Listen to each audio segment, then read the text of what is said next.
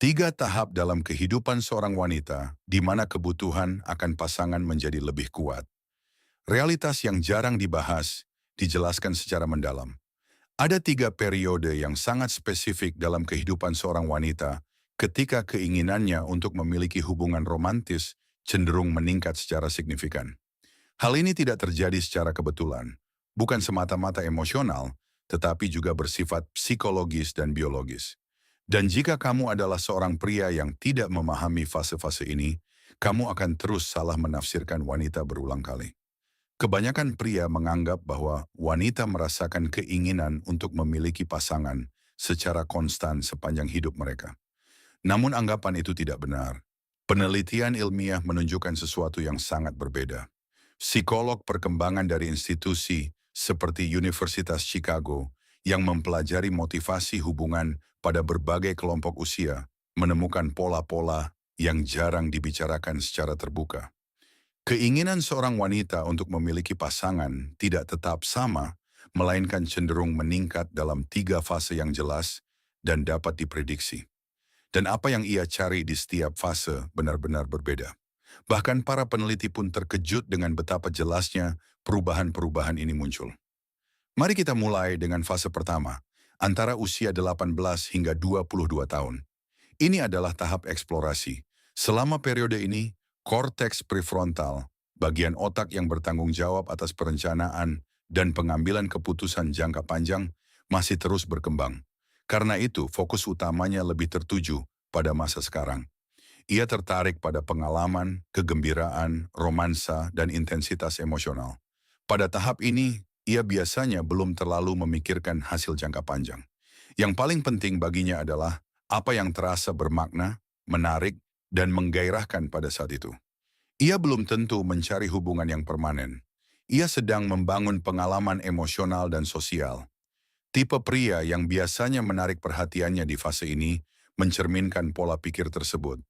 Seseorang yang membawa energi, kegembiraan, dan stimulasi emosional ke dalam hidupnya saat ini.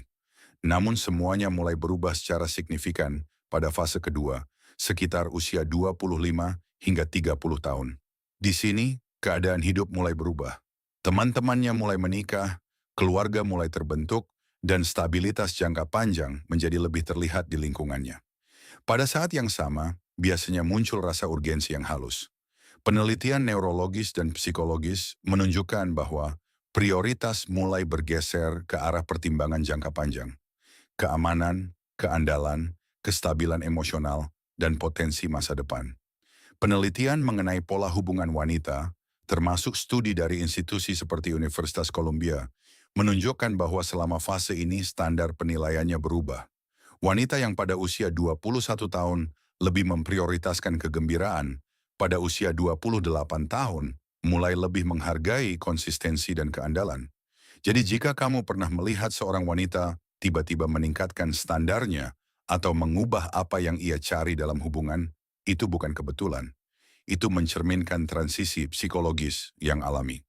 Sekarang kita masuk ke fase ketiga sekitar usia 38 hingga 45 tahun. Ini mungkin tahap yang paling sering disalahpahami. Pada titik ini, banyak wanita telah cukup banyak mengalami kehidupan sehingga memiliki kejelasan yang lebih besar. Mereka mungkin sudah mengalami cinta, kehilangan, stabilitas, atau kemandirian. Perspektif mereka menjadi lebih matang dan prioritas mereka kembali berubah. Pada tahap ini, fokusnya tidak lagi pada kegembiraan atau validasi dari luar. Fokusnya bergeser pada keamanan emosional, keaslian, konsistensi, dan kehadiran emosional. Para psikolog terkadang menyebutnya sebagai pergeseran menuju ketertarikan yang didasarkan pada keaslian. Kualitas-kualitas yang dangkal mulai kehilangan pengaruhnya, dan hubungan emosional yang lebih dalam menjadi prioritas utama. Dan inilah kenyataan yang tidak dipahami oleh kebanyakan pria. Jika kamu berinteraksi dengan seorang wanita di salah satu fase ini, tanpa memahami apa yang secara alami ditekankan oleh fase tersebut, kamu akan salah menafsirkan perilakunya. Kamu mungkin menganggapnya tidak konsisten, jauh, atau sulit diprediksi. Padahal sebenarnya ia hanya sedang merespons kebutuhan internal dari tahap kehidupan yang sedang ia jalani saat itu. Seorang wanita yang merasa sangat terhubung pada satu fase, bisa saja secara alami mengubah fokusnya di fase lain. Bukan karena kamu melakukan sesuatu yang salah, tetapi karena prioritasnya telah berkembang. Pria yang mampu menghindari kebingungan dalam hubungan adalah mereka yang memahami pola ini.